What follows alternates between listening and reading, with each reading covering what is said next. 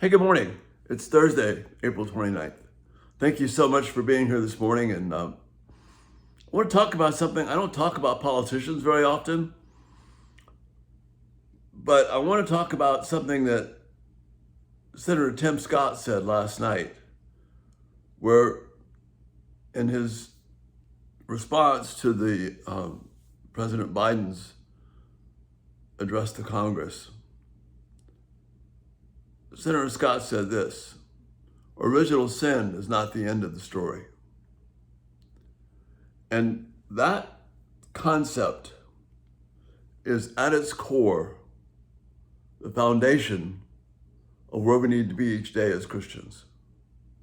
He went on to say that the real end of the story is redemption and the goal of that. But I'm going to zero in on his thought. Original sin is not the end of the story.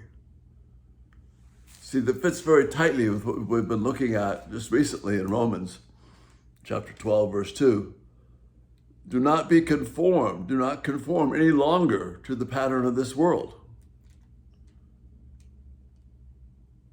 Paul is saying, don't let original sin shape your world. Don't conform yourself to original sin. But as it goes on to say, but be transformed by the renewing of your mind, which is the story of redemption.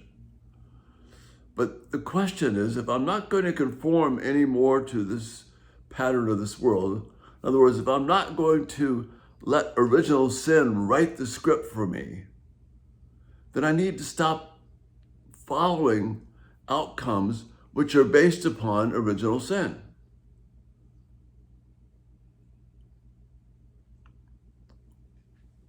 We misunderstand what it means to love God sometimes. See, in the truest sense, this idea of not allowing original sin to write the story and not seeing original sin is not the end of the story. We're not talking about keeping a list of rules and do's and don'ts. We're talking about a relationship with God that is overflowing with love for him. It's exactly what we looked at last night in Psalm 119. God protects me because he loves me, not because I do the right thing. Original sin, the story of original sin, and why it ends always so badly is we think that there's something that we have to do to make ourselves right with God or to make myself right with other people.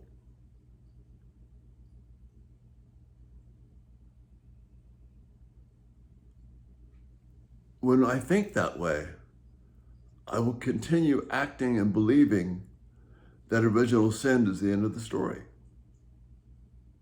But it's not. The story ends in redemption.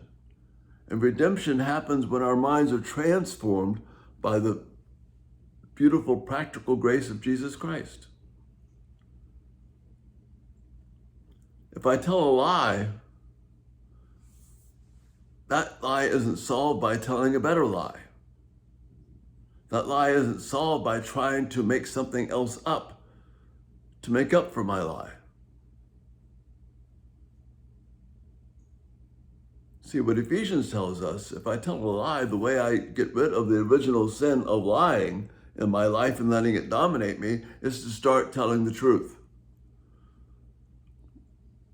Again, not a truth based upon rules and regulations and do's and don'ts, but a truth that is consistent with the whole beauty of God, who accepts me knowing that I have been a liar,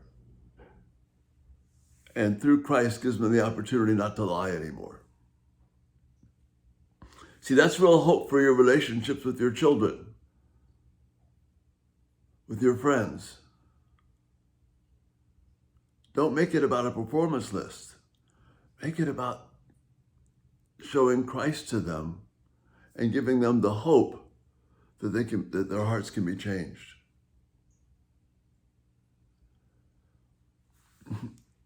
If original sin is the end of the story, then we punish people for original sin. And we try and stop them from doing original sin. We try and stop their bad acts by saying, there's a law against this. You can't do that. We'll restrict you from this. That's just letting original sin continue to write the story. That's being conformed to the ways of this world, the patterns of this world. And there's no freedom there. Redemption means transformation, where I don't look at a list of rules, oh, I can't lie, nope, can't do that. Rather, redemption means, the beauty of redemption and freedom from original sin is to say, I have been loved by God. He is always here. I can do nothing but tell the truth. Don't let original sin continue to write your story, because the end is always bitter. Seek out transformation where there is redemption. And that's the thought for this morning. Thanks so much for being here, and Lord willing, we'll see you tonight. You have a great day. Bye-bye.